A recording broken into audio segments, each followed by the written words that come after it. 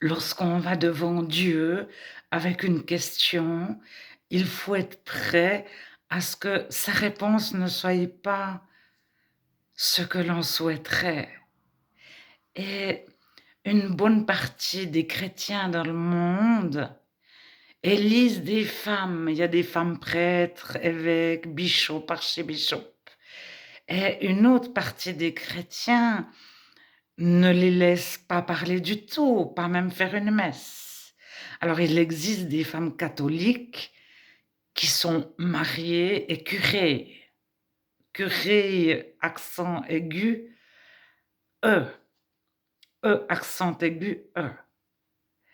Et il y a des femmes évêques, etc. Alors, à un moment donné, euh, ceux qui suivent la Bible à la lettre près, on dit c'est la vérité parce qu'ils ne savaient plus quoi penser. Alors, est-ce que la Bible est la vérité? Les anglicans disent on se base sur les premiers chrétiens pour dire qu'une femme avait à cette époque, à l'époque de Paul, le même niveau qu'un homme. OK, mais moi je ne pense pas qu'il n'y a jamais eu d'homme qui était évêque ou pasteur comme on l'imagine de nos jours. Je ne crois pas qu'il puisse y avoir parmi les premiers chrétiens un homme qui avait une fonction comme celle de l'archibishop de l'église anglicane, qu'il soit homme ou femme. Alors, les catholiques chrétiens de Suisse ont dit nous avons regardé à Jésus, pas à Paul. Et Jésus considère les femmes et les hommes sur un même plan. Et Paul. Alors, il y a dans la Bible le passage la femme n'ose pas parler, d'autres passages elle n'ose pas enseigner. Et on nous apprend que toute l'écriture est inspirée. Mais Tite, non c'est Timothée, lorsqu'il dit toute l'écriture est inspirée, il parle de l'Ancien Testament. Il ne parle pas des lettres de Paul.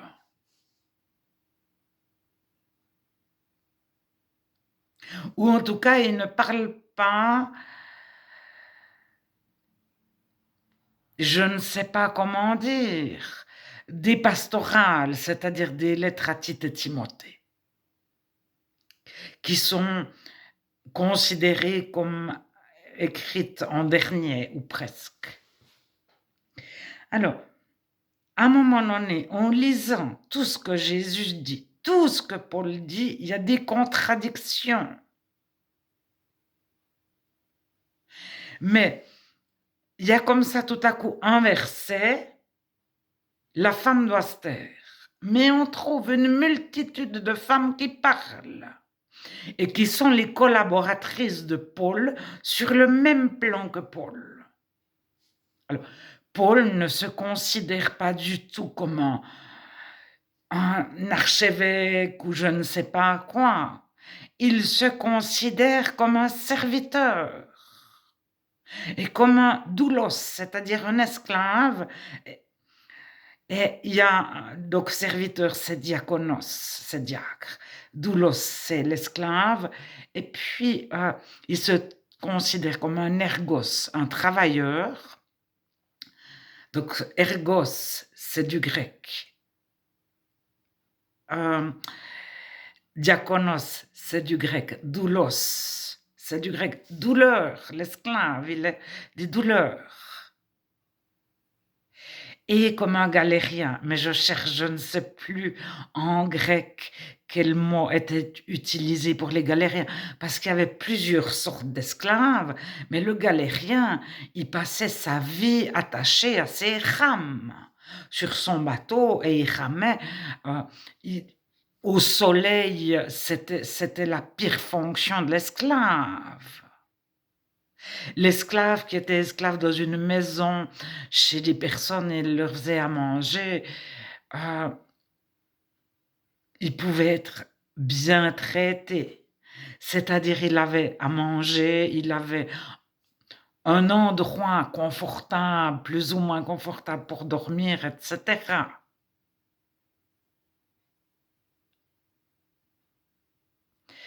Alors, en prenant un verset, ou deux, ou trois, on arrive à orienter toute la Bible.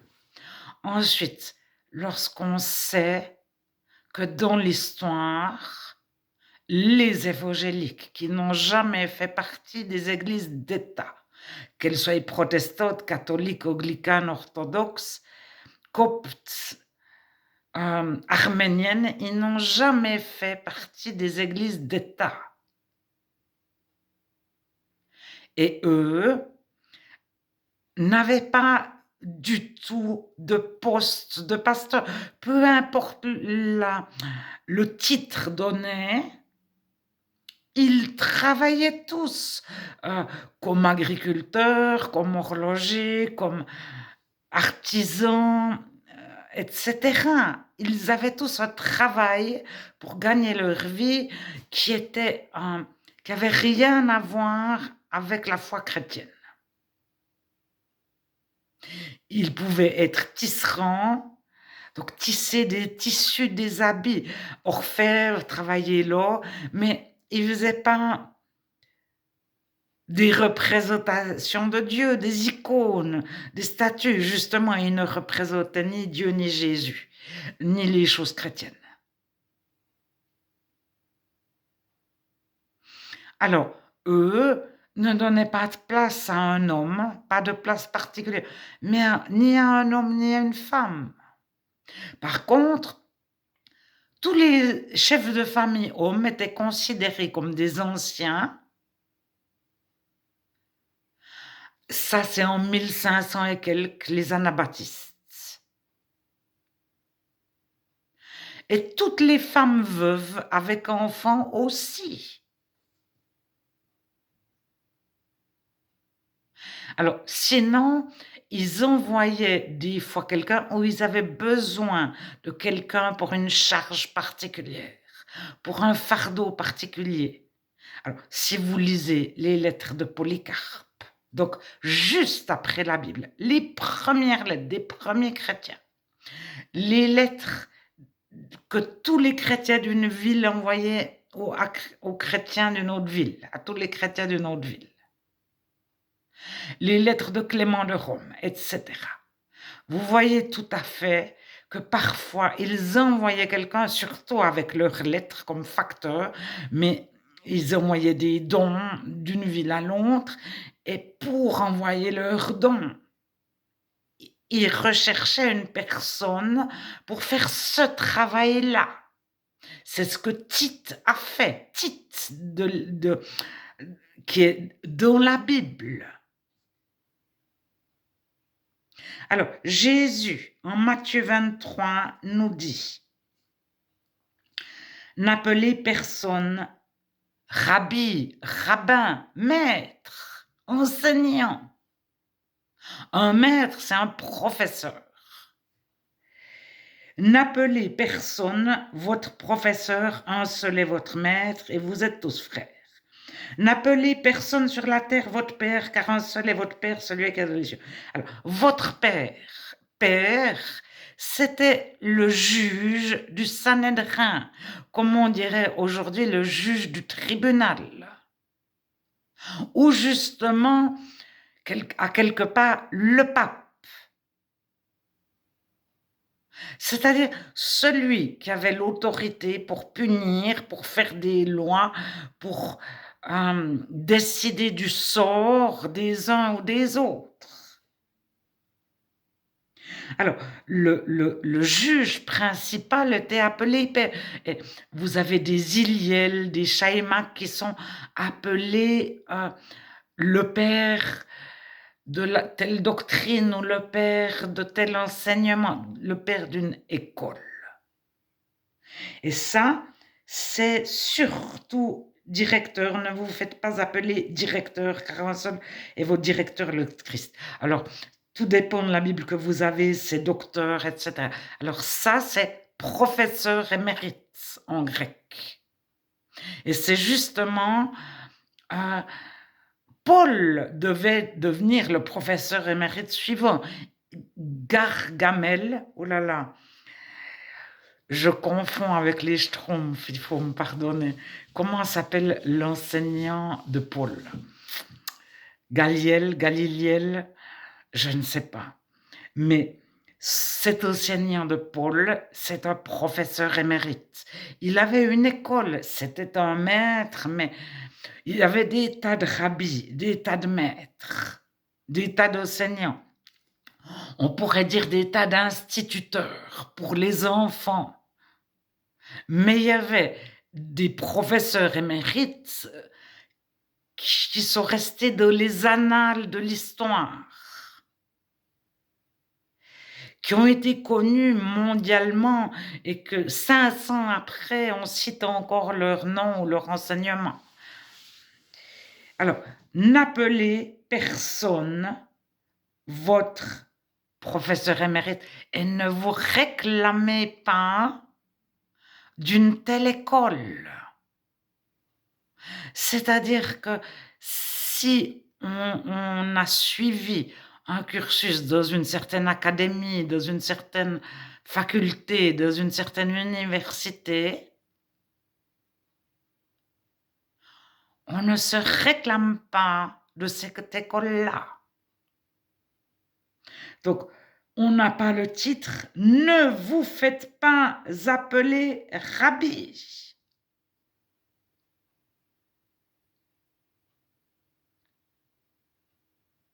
Alors, selon les premiers conciles et les premiers chrétiens, donc jusqu'à 300-311, ils étaient systématiquement persécutés, leurs écrits étaient brûlés, ils n'avaient aucune hiérarchie de leur église.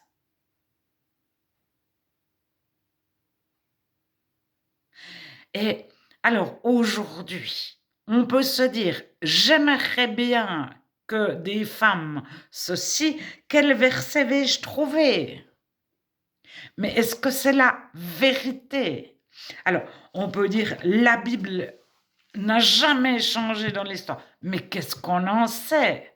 C'est ce que tous les chrétiens évangéliques se transmettent de l'un à l'autre. La Bible est juste à la virgule près.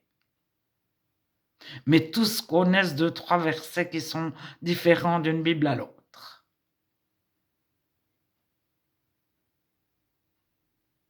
En particulier, Acte 8, 27 ou Acte 8, 37, l'eunuque éthiopien, son baptême.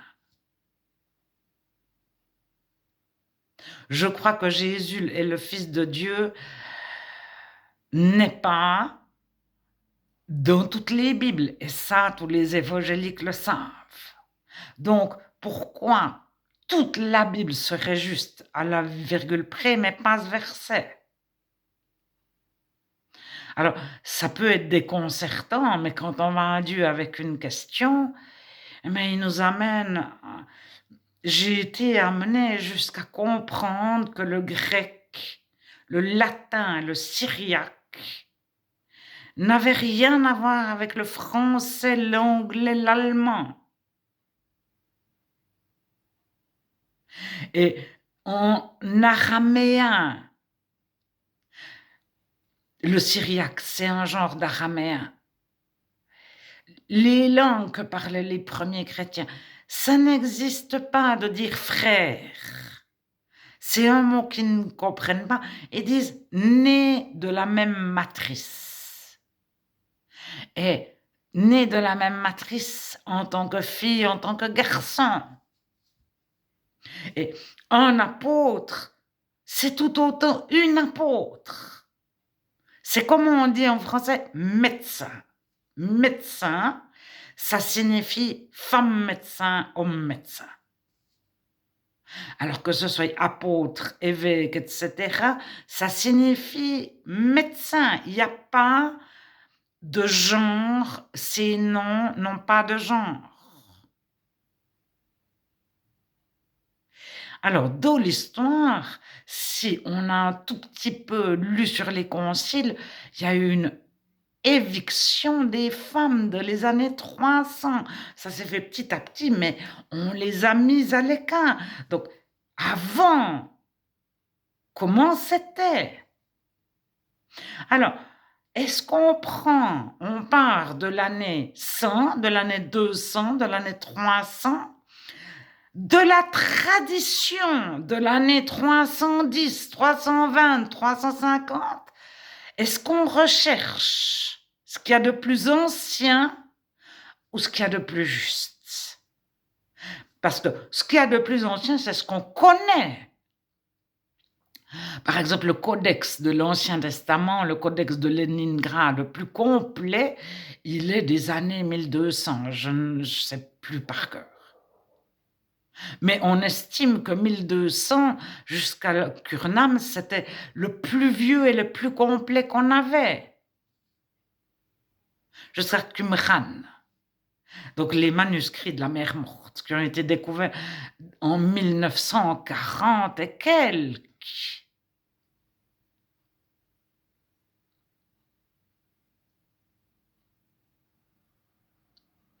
Alors, maintenant, sur ces manuscrits, il est dit 3 phrases, toujours les mêmes, qui sont répétées en boucle.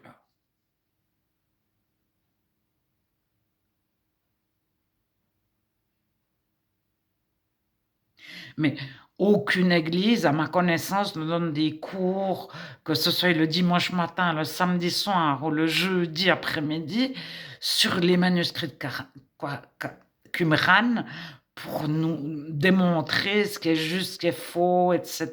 Par rapport à quoi? Alors, à un moment donné, dans ma recherche,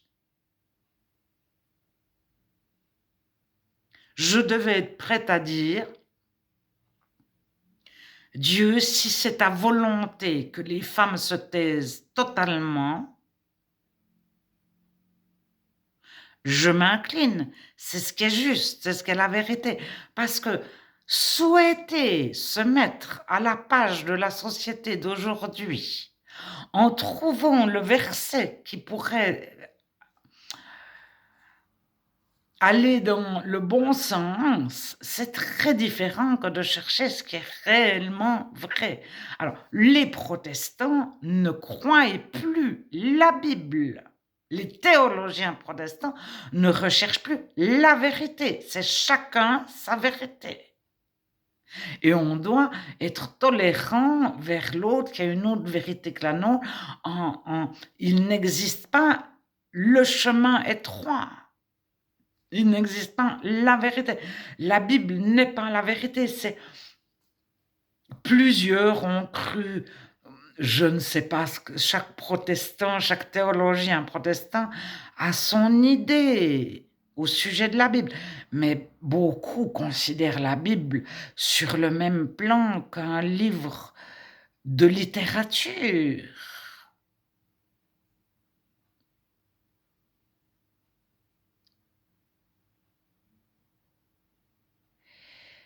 Alors, entre ceux qui ne croient pas, puis qui veulent trouver une bonne raison de placer les femmes, et ceux qui ne croient pas plus, mais qui veulent les effacer, les rayer de la carte, et ceux qui recherchent la vérité et qui sont induits en erreur.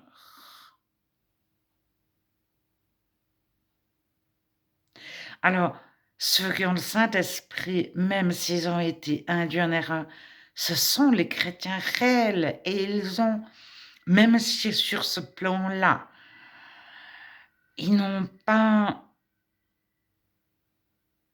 trouvé, ils n'ont pas connaissance, Ils n'imaginent pas, ils ne conçoivent pas que la Bible ait pu être transformée dans l'histoire et qu'on ait pu la masculiniser. Mais ils sont remplis du Saint-Esprit et ils aiment profondément les femmes plus que ceux qui les laissent parler, qui ne sont pas restaurés d'une telle restauration par Dieu.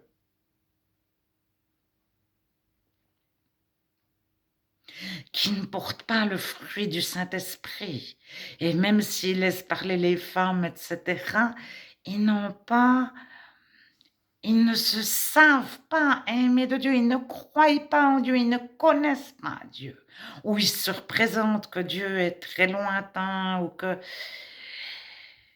les agnostiques, ils ont quand même une idée de Dieu qui est, on ne sait pas qui il est, on ne peut pas le savoir. Ils ne sont pas tout à fait athées.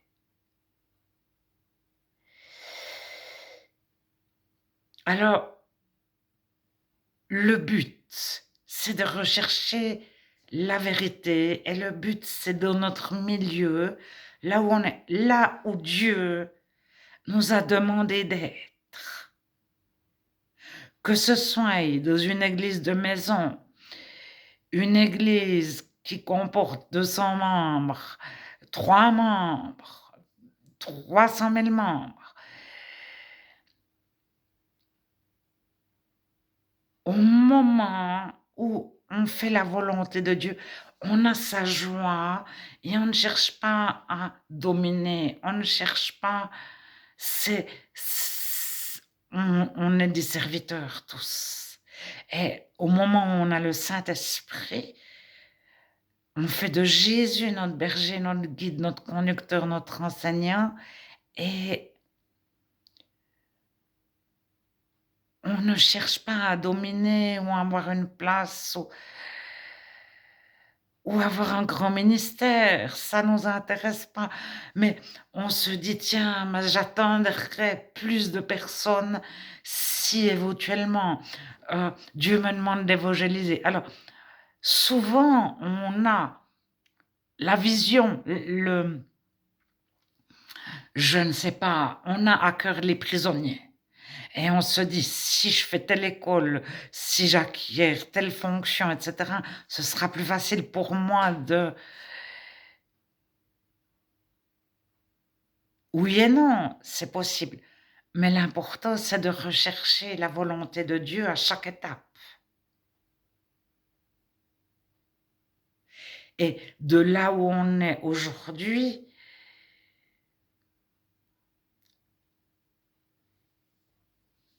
de rechercher la volonté de Dieu pour demain.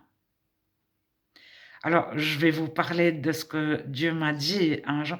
Il m'a dit tricote. Il m'a dit fais des vidéos, mais il m'a dit tricote. Ça voulait dire bricole, cou, etc. Alors que j'avais dans la tête de faire différentes choses. Et je me suis dit, c'est pas possible. J'étais certaine que ça venait de Dieu, mais j'ai lutté contre Dieu. Pourquoi Dieu me dit tricote? Parce que j'aurais voulu passer ce temps. Ah, j'avais plein d'objectifs. Mais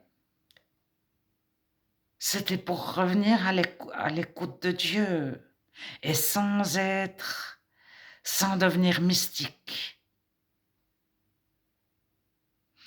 Parce que si il m'avait dit prie, j'aurais pu prier 5 heures. Tandis que tricoter, coup de bon, je cours 1 heure ou 2. Mais pendant que je cours, alors je peux regarder même des films à la télévision qui n'ont rien de chrétien. Parce que Dieu nous garde, comment est-ce qu'il faut dire? Il ne nous retire pas du monde.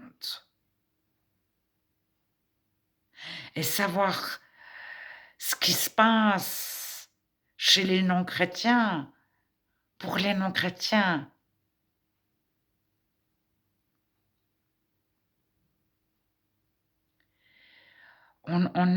Dieu nous sépare, mais il nous rend différents C'est-à-dire au moment où on a le Saint-Esprit, de toute façon, les personnes qui n'ont pas le Saint-Esprit, elles vont entrer en conflit avec nous. De toute façon.